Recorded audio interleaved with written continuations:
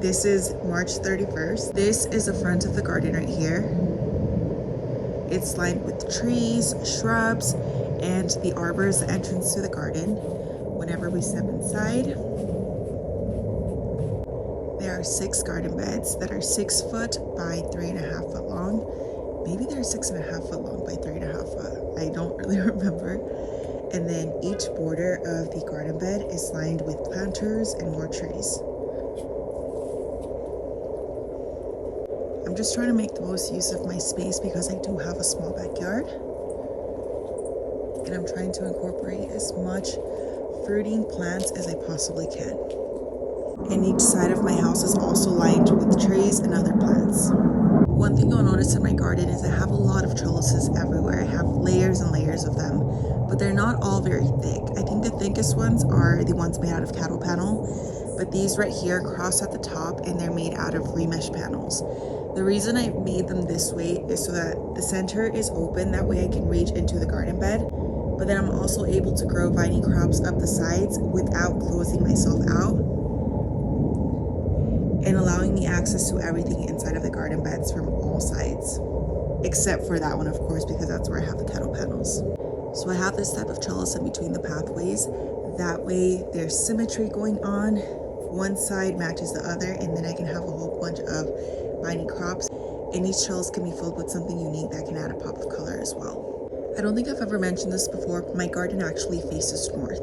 My whole backyard faces north, which in a lot of cases would mean that it would be too shady for a lot of things to grow. But because I'm located in Arizona, it works out perfectly because I can have a whole microclimate going on for my tropicals, and then most of the beds still get full sun throughout the entire day.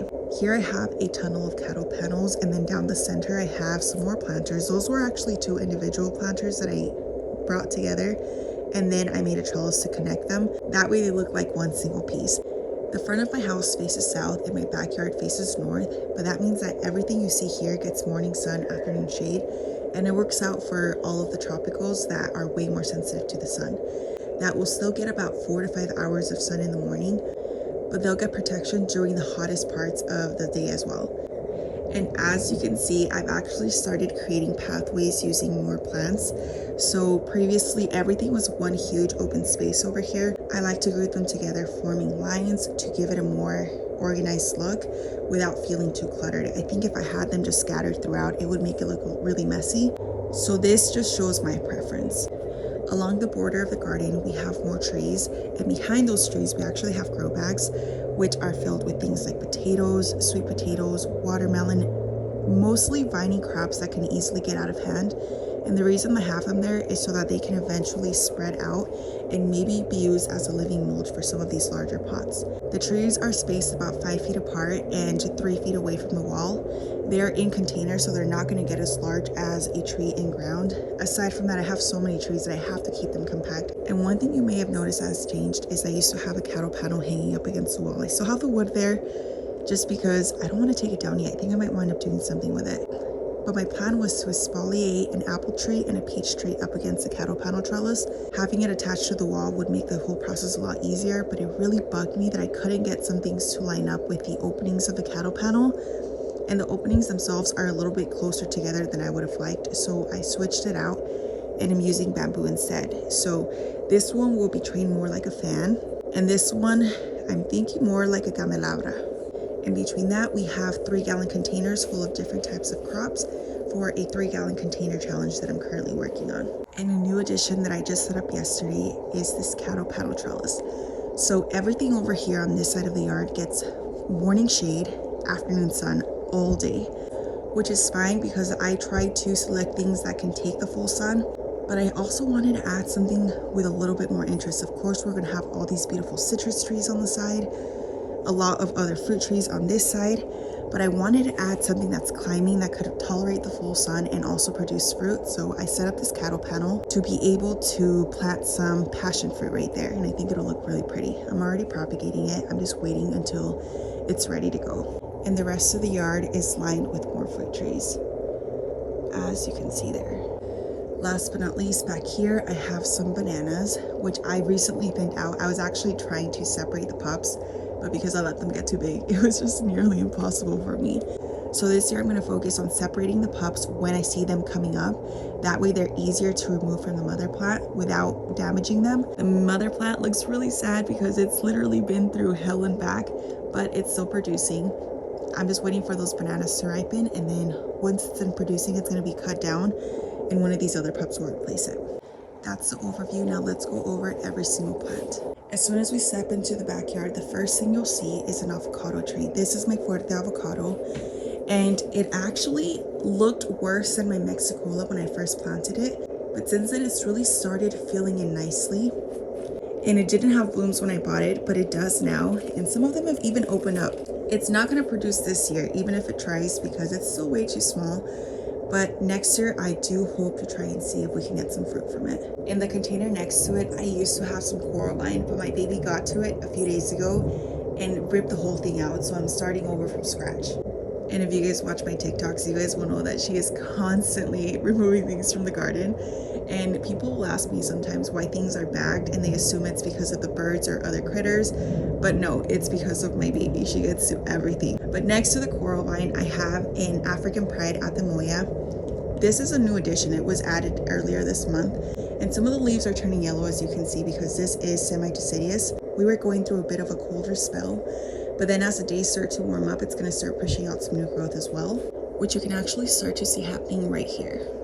I'm confident that in the next few months it's going to fill out nicely because it is in that microclimate where it gets morning sun, afternoon shade, thanks to the location of my house. And it's tropicals like these that make me grateful that I have a north-facing backyard here in Arizona, because it makes it easier for me to grow tropicals without having huge shade trees. Next to that, I have a fruit punch mango, and this guy looks stunning. It gets morning sun, afternoon shade as well, but because it's moved over a bit, it gets a little bit more sun than my Atemoya. Mangoes are one of the tropicals that I see a lot of people growing here in Arizona, and it's put on a good amount of growth. When I bought it, I actually cut it down. Let me see if I can find, you can barely see it now, but I actually topped it right here because I really wanted it to start branching out. It was kind of spindly, and since then it's just put on so many new branches, which I'm very happy about because I want that nice full look, and I'm trying to train it to grow up nice and straight. That way it has a really nice form, and I cannot wait to try mangoes from this, hopefully in another year or so. Also, mangoes aren't finicky in terms of our temperatures. They're okay with the heat. It's just the microclimate that they need to be under. It's that scorching hot sun that gets them sometimes, along with the pH and the amount of salt in our water. But in terms of heat, they're okay with it. They'll still be able to produce. It's just everything else that comes along with living here in the desert. Next to it is my bear's lime tree. And oh my goodness, look at this thing, you guys. It has put on so many new leaves. From last month to this month, it's a completely different tree. It's still looking a little bald, I will say, but at least now we do see green on it, because previously there was way more blooms than there were leaves. And the reason for that is because when I first planted this tree, I planted it way too deep. That was a little over a year ago. They were actually the first fruit trees that were added to the garden, so they were planted far too deep. And that's why they kept struggling month after month. But after I replanted them and took off some of the girdling roots that had started forming, the trees started bouncing back, and look how beautiful they are now. They are just loaded with fruit. And at first I thought I was gonna have to thin some of them, but then I read online that these trees actually thin themselves out. But in case they're still holding on to too much fruit, I know my baby can take care of that in like 5 minutes. Moving on to the front, I have some pumpkins in a grow bag right there. I have them here so that I can get morning sun, afternoon shade, because I actually used to have these in full sun and they immediately started wilting, and I've tried so many times to grow them in full sun, and every single time I've been unsuccessful. So hopefully this works. Since moving them here, they've put on a ton more growth, so I feel like currently it's working. And next to that, I have a soursop seedling. Look at that, it's so pretty. It's pushing out some new leaves. This seedling would be a lot more full if my baby hadn't gotten to it like a day after I planted it. She actually ripped it out of its pot along with most of the leaves it came with, but it's been bouncing back ever since. Next to that, I have some scallop squash right there and an iceberg rose. If you guys look back even 2 months ago, these iceberg roses were pruned back heavily to about a foot tall. And since then, they have exploded with growth. I mean, there's about 10 or 15 over here, another 5+ over here, and then smaller ones sprinkled throughout. I bought them for about $10 on clearance, which was such a steal. This arbor used to have star jasmine climbing over on this side and a bougainvillea over on this side. And recently I moved the bougainvillea to my front yard because of the thorns. This is the only entrance to the garden, and I didn't want my kids getting hurt whenever they run in and out, which they do every single day. So just for that peace of mind, I decided to replace it with something else. And at first it was more coral vine, except that my baby got to that too. So I bought this other star jasmine from Lowe's, and that way both sides match up. The one on the other side is a little bit older, it's a few months older, and I think it's gonna look better that way. One thing I must point out is that plants and everything else when it comes to gardening have gone up significantly in price. I always tell you guys that I'd like to purchase the smallest plant, the cheapest plant, and in a few months that $8 to $10 plant will turn into a $30 or $50 plant. Last year, I believe I bought this star jasmine for under $10. And now this one in a smaller pot container was around $15, which is insane to me. And I'm pretty sure as time goes on, plants are just gonna get more and more expensive. So I'm glad that I bought it now. And now I feel like the arbor is complete. Once these take over, it's gonna look absolutely magical. Aside from the fact that they provide beautiful fragrant blooms, the leaves are a really nice, dark, rich color. I love the fact that they sort of climb up on their own. When it came to the bougainvillea, it was very woody, and I had to constantly tie it to the arbor. And with these, I just let them go do their own thing. And as you can see, they start wrapping themselves on their own, which is amazing because that's one less thing that I have to do. And it's beautiful because they start creating their own patterns, which is lovely. You guys know I like symmetry, so over here I have another Iceberg rose. This one is not as big as my other one. This one gets a lot more sun, but during the winter time, this one fills out, so they kind of flip-flop. During the summer, this one doesn't grow quite as fast. And if we ever have really, really hot days, it gets a little bit more sunburn. But during the fall and winter, this one looks absolutely amazing because it gets a lot more sun. And this one stays a little bit smaller because it's a bit more shaded out. Next to it, I have my clementine tree. This is also one of the original trees. You guys can tell by the pots that they're in. And this one was also buried too deep, but look at it now. It has really filled in. It looks stunning. It's put on so much growth in the last few weeks. I feel like I do still have to go in and spray it with some chelated iron just to treat a little bit of the chlorosis that goes on, which is no big deal. It takes me about 5 minutes to do. And then the tree starts looking really nice and green soon after. This one is also loaded with fruit, which you can start to see right here. It's just not as noticeable as my Bear's lime tree because this one has a lot more leaves on it. But I love the way it looks, and it also has a stake holding it in place because the roots were also disturbed after being buried too deep. Up next, we have a Spondias mombin, or a yellow hog plum. Now this guy had a few more leaves, but then I transplanted it and they're kind of dramatic. They drop their leaves very easily, but they also put them back on soon after.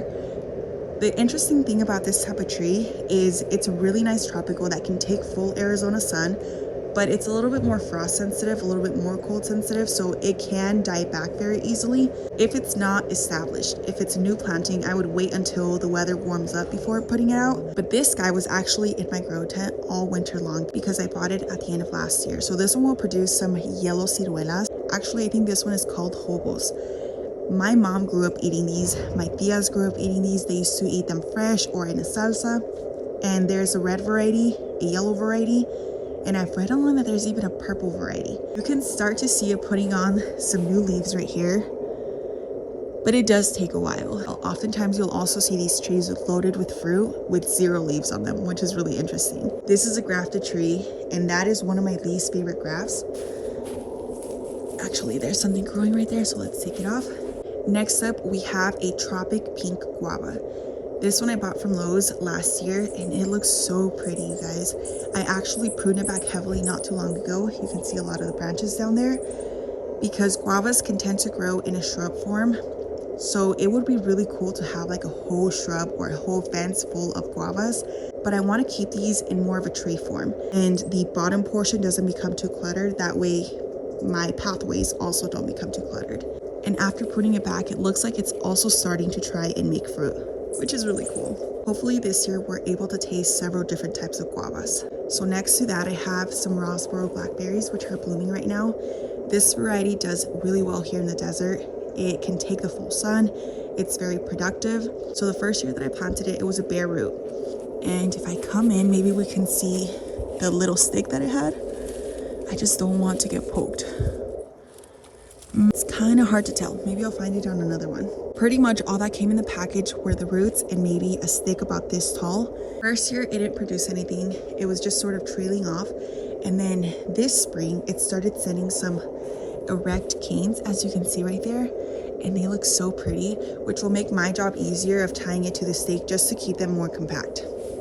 Next to that, we have some potatoes, more potatoes, sweet potatoes, and then some herbs, flowers, and the tree that we have in front of us is my Santa Rosa Plum. So this tree is very special to me. I feel like I want to call it Sleeping Beauty now because it's the last tree to wake up in my yard. I've been checking on this beautiful little thing every single day, sometimes multiple times a day, and there was zero signs of leafing out. The buds did start pulling away from the branches about 1 to 2 weeks ago, but nothing else. So I went ahead and grafted onto it, which is why you see a lot of tinfoil everywhere. This graft is for a Bourbon plum. And if I unwrap this part, you can see the graft right there. The only reason I have tinfoil over it is just to help to reflect the sunlight away from it so that it can heal faster. It actually had some blooms on here and I took those off just so that it can focus its energy on producing more green shoots. But today I came out here and I was so excited to see that there's green on the Santa Rosa portion of it. Oh my gosh, you guys, I wanted to cry the moment I saw that because I feel like I've been waiting for it forever. So sometimes a tree may look dead, but it's just sleeping, sometimes accumulating some more of those chill hours. You can go in and do the scratch test. And with this tree in particular, the branches were still nice and pliable. I did the scratch test once, it was nice and green. And I grafted onto it before it actually started breaking bud, just to try and make sure that I gave the graft the best possible chance of it taking. And actually, let me show you the rest of it. Right here, I tried to do some chip budding. I'm not 100% sure if it took because so far it doesn't look so great. Maybe it just needs to heal a little bit more, but if it doesn't take, I'm gonna let the tree bud out on its own and then I'll replace one of those buds with a Burbank plum. And then back here, I did another chip bud just in case this graft didn't take, and it looks like this one was successful as well. And if I'm being honest, the reason I think this one might not be successful is because I had it covered in tinfoil and we had a day or two where it was in the mid to high 90s and I came out here in the evening and the tinfoil was off and I'm pretty sure that was my baby.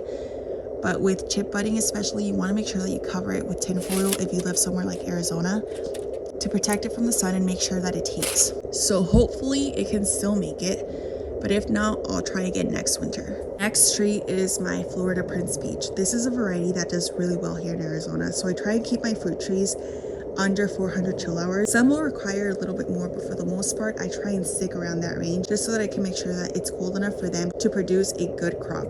This one has only had a couple of blooms, maybe about 3 or 4 so far. I thought for sure this year it would be covered in blooms, but that's fine. Maybe it just needs a little bit more time to fill out, to mature a little bit more. And also I did prune it kind of heavily because last year I hardly pruned it at all. So we might just get to try maybe 1 or 2 peaches, if that. And you can actually start to see one of them forming right there. In the back, I have some nopales that I propagated from Food City and they're really taking off. I feel like for a while there, they stopped growing and no matter what I did, they just weren't taking off anymore. And then this year they started shooting out growth like crazy. And I know that they are in a small pot. I might eventually place them into a bigger container just so that we can get more harvest out of them. But I also want to keep them more contained and towards the back because my baby will get to them if I'm not too careful. Here's another Roseboro blackberry. And you can actually see the original plant right here. That's what every single blackberry looked like. That portion is probably dead by now, but it shot up more growth from the roots. And that's what you see here. Here we have some watermelon. This is a Pakistan mulberry and it looks beautiful. This is a red variety that eventually turns black. The fruit is very long and very sweet. I wanted to grow this one in a container because they grow so easily here in Arizona.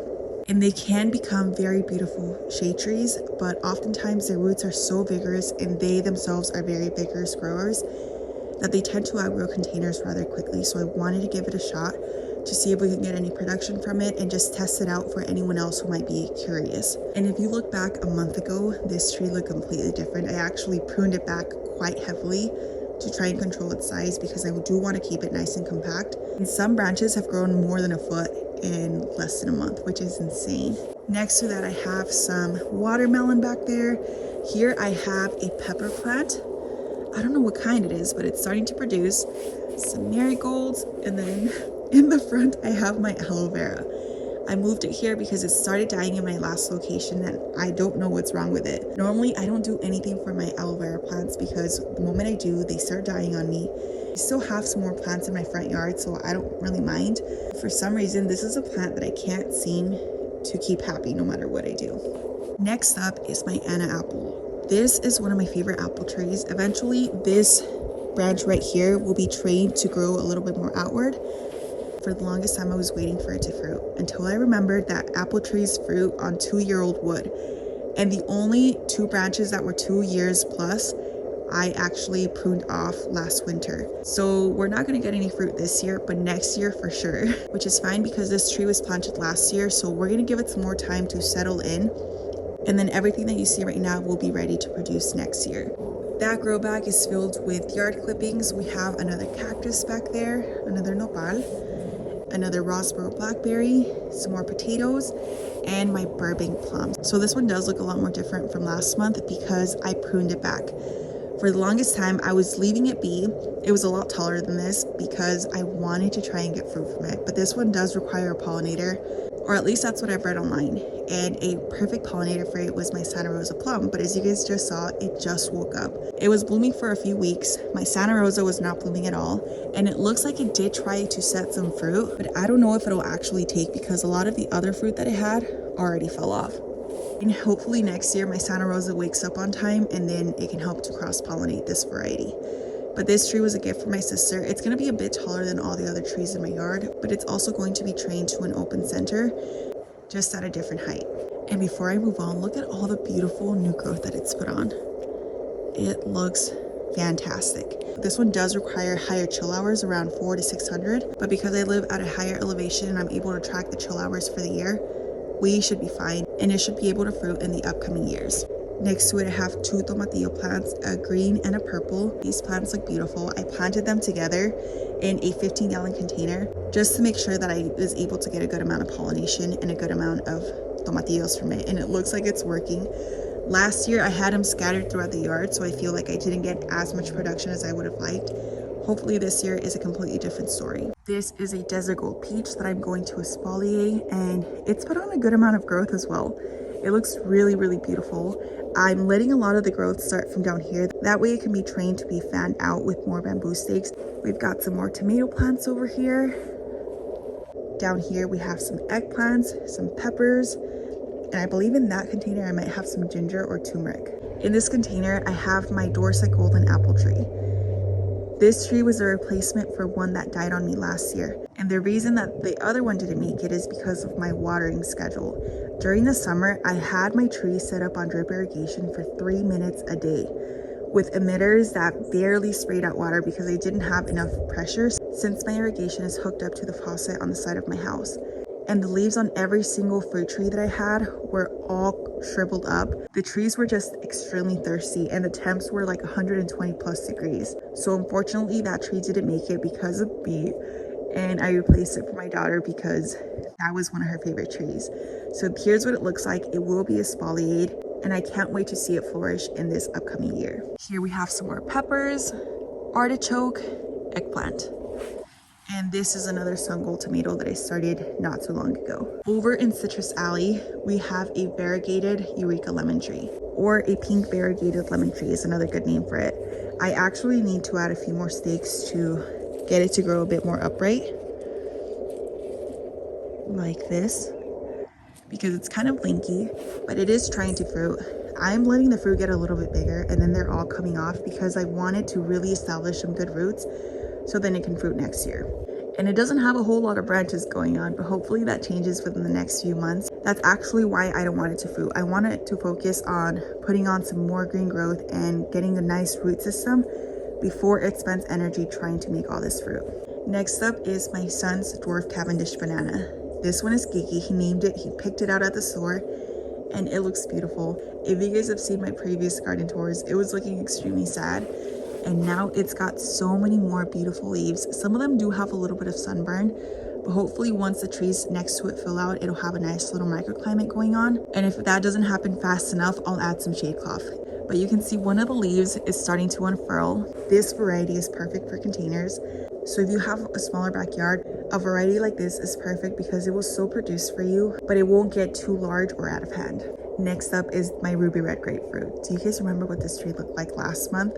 It has put on so much more growth. The leaves are extremely shiny. I don't see any signs of chlorosis. It just overall looks spectacular. Next to it is an improved Meyer lemon tree, and this one also looks really beautiful. It was a bit more fanned out, but then I removed the trellis from it because I kind of want it to be fanned out but stay up on its own. Especially once I started moving things around, I feel like I love the shape of it. I think it looks really pretty. Now as it continues to fill out, I think it'll look even better. And this tree is loaded with lemons, which is awesome because we go through them like crazy. But I mean, look at all these clusters. That's insane. In this container, we don't have anything, but hopefully next month you will see a passion fruit vine right there. I'm not loving the shape of this Cara orange, so I'm probably going to prune it soon. But before I do that, I'm actually going to try and stake up some of these branches to try and get them to start lignifying, and then I'll remove the stakes. But this one is also fruiting, as you can see right here, and it looks beautiful. The cool thing about citrus is if you let it grow on its own, it will get all of these lower branches, and that's perfectly normal. It's covering the trunk, it's protecting it. But personally, I like to give my trees their form, and I like them to be more upright so that they look more like trees versus shrubs. Next up is my Morrow Blood Orange, and this one has also put on quite a bit of growth, but it hasn't started fruiting yet. And I actually saw online that a lot of people wait several years before their Morrow Blood Oranges start fruiting. So I'm not surprised, but I do hope that it fruits hopefully next year. We'll have to see, but the tree itself looks really pretty. And then we have this Valencia orange, which was a tiny tree in a small starter tree pot, and it's filled up beautifully. It has blooms everywhere. It looks like it's starting to set some fruit. This one is going to be perfect for fresh eating and juicing. And then we move on to the bananas. So over here I have a Goldfinger and some Manzano bananas. Last year I left every single pup on, and for the Manzano there was about 5 to 6 pups. I've since then removed the rest of them and left 2. And my Goldfinger had 2 pups on it, but I removed both of them because they were water suckers, not sword suckers. And I want to make sure that whatever pups I leave produce bananas, and some of them might not wind up producing very much. So I removed all of them. Hopefully some new ones start popping up soon, and these guys continue to give a lot of fruit. That's what that bunch looks like right now. They're still ripening, and I haven't removed the bloom mostly because the bees really like it.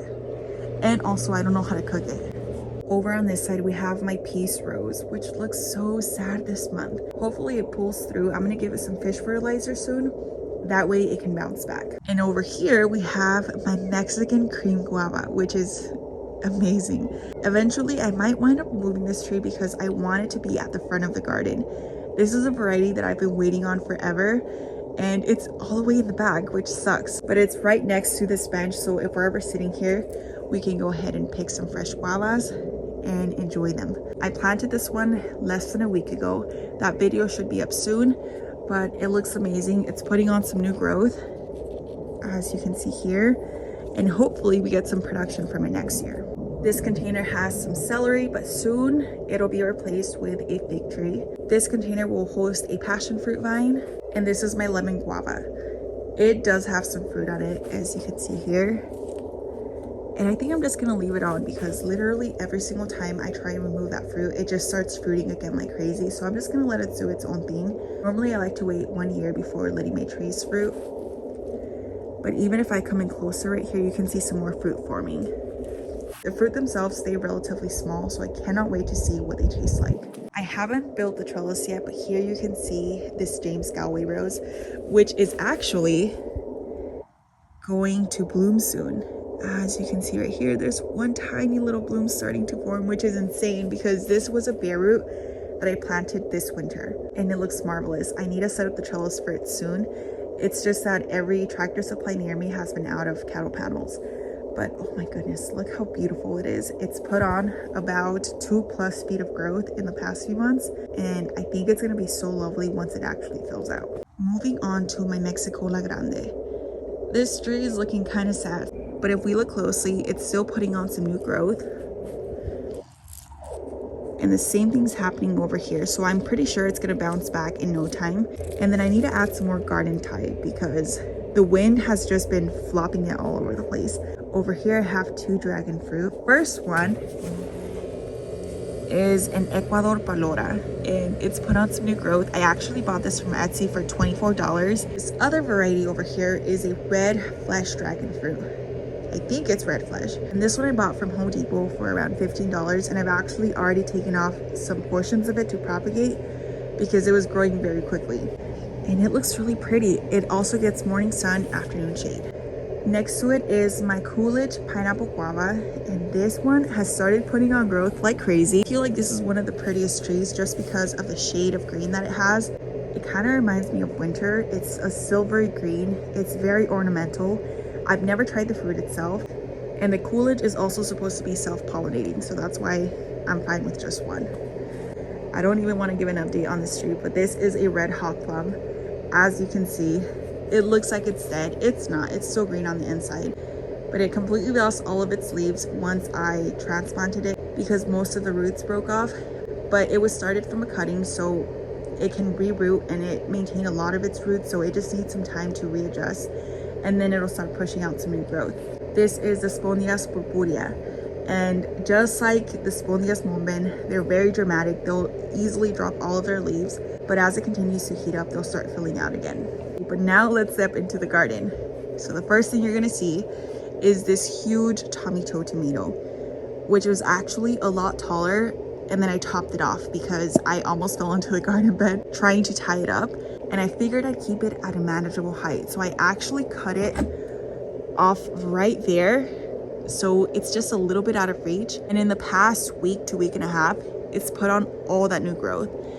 This tomato plant was a volunteer from last year, and it's so vigorous, you guys. I mean, you can see all of these branches coming out everywhere. Not only was it a volunteer, it made it through the entire winter uncovered, and it still continues to grow. It's a monster. But this is one of the main reasons I don't like removing volunteers from the garden if possible, because they turn out like this guy. They're highly productive. They'll make it through anything. I do want to go in and prune off a ton of these suckers because literally in about a week, it put on a gazillion of them. But it just feels like a battle that I'll never win because no matter how much I prune it back, it just keeps on pushing out growth like crazy. Since I'm already showing you this garden bed, I'll show you everything else in it. We have some volunteer sunflowers. I did try and sow a couple of them myself, but I feel like it wasn't necessary because by the time I went in, a bunch of these were already popping up, and that's because I used to have sunflowers lining this portion of the bed. Down here we have some Hanover ground cherries. That's actually the only ground cherry plant I have because the others didn't make it, but come fall, I'm gonna start a ton of them because my kids love them. And then over here I have some lanzontles. In the center I have some nasturtiums. These plants grew like crazy.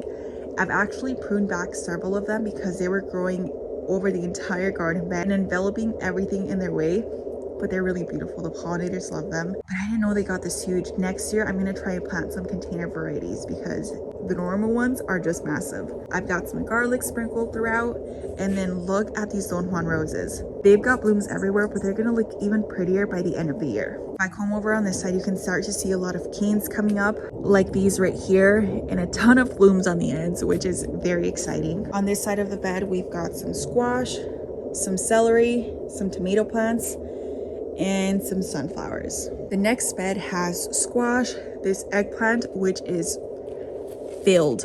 I mean, just filled with eggplant everywhere. No matter where I look, if I lift up some leaves, there's gonna be some eggplant, which makes me so happy. This was overwintered from last year. Next to that, we have some peppers. I don't know what variety that is, but it was also overwintered. Some basil that has gone to seed. Some beautiful sweet peas. Oh my gosh, I'm obsessed with this flower. I've never grown sweet peas before, and I wasn't really interested in them, but I'm glad I did this year. Not all of the ones that I planted grew as beautifully as these do, but I'm gonna incorporate them every single year because the shape of the flower is just phenomenal, and the colors that they come in are gorgeous. And we finally have some corn popping up in there. Over here we have some tomatoes, which I need to go in and prune because they're also growing out of control. Some more over here. And then we still have some chard and spinach down at the bottom, along with an artichoke plant over there. And I don't know if you guys remember, but this flame seedless grapevine didn't really do anything last year. It hardly grew. It was scorched for most of the year. And this spring, it's just woken up with a vengeance. Look at how pretty it looks. It's put on so much growth. I don't think it's gonna fruit this year because it hardly grew last year. But I'm glad to see it start filling out, because for a while there, I thought about removing it and replacing it with another flame seedless. My Thompson seedless grapevines have exploded with growth. I don't see any fruit on this side, but that is just due to the way I pruned them. I did a horrible job, and actually up until a few days ago, it had about 3 times this amount of growth. But we had some really strong winds and some rain come in, and a lot of the vines broke off because I hadn't tied them back yet, but it still kept a couple of them, and they've put on about 3 to 4 feet of growth. The rest of this bed is filled with things like lettuce, kale, this little pepper plant right here, which has also been overwintered. The front of this bed looks kind of bald because we had cabbage aphids hit everything. So I removed a lot of stuff from the garden, and the rest of this kale will be coming out in the next few weeks. The good thing about the location of this garden bed is that it gets morning sun, afternoon shade. I like to reserve this bed for things that will bolt very quickly, like my broccoli, cauliflower, things that just don't really like the heat. And unless they get hit with a ton of pests, they're able to stay here a lot longer than the rest of the garden. Something that makes me very happy though is to see all of these little strawberry plants popping up everywhere. These are planted as bare roots and they're hanging in there, which is amazing. And then over on this garden bed, we have another Thompson's green grapevine. And this one also had a lot of its vines broken off during the storm and the windy days. And then I finally went in and started tying some of them up, as you can see right there. But this is a $5 grapevine from Walmart, and even though I didn't prune it correctly, it still has clusters of grapes forming. This winter, I'm going to prune them completely different, and hopefully next year we'll get a nice heavy production of grapes. But this vine has also put on about 3 to 4 feet of growth. The rest of the garden bed is filled with some more kale. We had a ton of carrots everywhere before my kids got to them. We've got some nasturtiums, tomatoes, sunflowers, and then we've got a little bit of lettuce.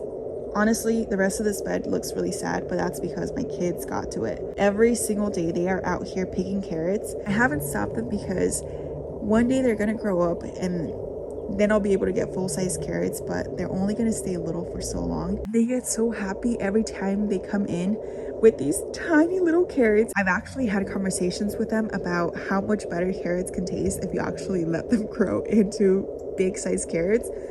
They don't really care. They like picking the little ones, and it is what it is. In this next garden bed, we have some more Don Juan roses up against this trellis, and the ones on this side are insane. Talk about creeping the second year. If this is creeping, I can't wait to see what leaping looks like. But they look stunning, you guys. The blooms are such a vibrant red. Yesterday I went through it. I counted about 15 blooms over on this side that haven't opened up yet, and by the end of the year hopefully we have a ton more. But these are my mom's roses, and I cannot wait to see what they look like once the entire trellis fills out. On this side of the garden bed, we have a pepper plant already covered up by all these nasturtiums. We have some garlic. You might be able to see one of the artichoke leaves because the rest of it is also covered up by the nasturtiums, and some beans that are starting to climb up, which is awesome. And this Swiss chard looks majestic. That's the only word I can use to describe it. The last garden bed has a serrano pepper in the back, some hummingbirds, a habanero, which, look at this plant. Look how loaded it is, even though it's tiny. Last year, it barely stayed alive. This year, it's been overwintered, and I think it's really gonna take off. And then this sunflower is just kind of toppled over, but it's fine. We're gonna let it be. I had actually seeded a ton more corn, but the birds keep taking every single seed that I direct sow into the garden. We've got some nasturtiums, some more sunflowers, a bit more corn, and then back here we have a ton of tomatoes. Well, I say a ton, it's really only 3 tomato plants. Here's what I really want to show you. So this grapevine is missing its second cordon, which is going to be trained across this way. If we look closely, there are grapes everywhere. Oh my goodness. Look at all that. This grapevine also barely grew last year. I thought for sure it wouldn't make it. I had some chicken wire still in the garden beds from when I first started gardening, and I was trying to keep the cats out of the garden beds, and I never removed it. So the roots had woven themselves into it, and overall it was just a huge mess. Once I got that chicken wire out, the grapes really started taking off. And I've also been feeding them monthly with the fish fertilizer, making sure to water them deeply, and they look incredible. We are gonna get such a nice production from these flame seedless. And I think one of the main reasons for that is the way I pruned it. Instead of cutting it all the way back, I left that cordon right there so that I can start developing some spurs. And then the second half, I'll choose from one of these vines from this year, and then it'll start taking on a really nice form. Over on this corner, we have a red Malaysian guava. And there's a huge rock there because of my baby. It's just a random rock.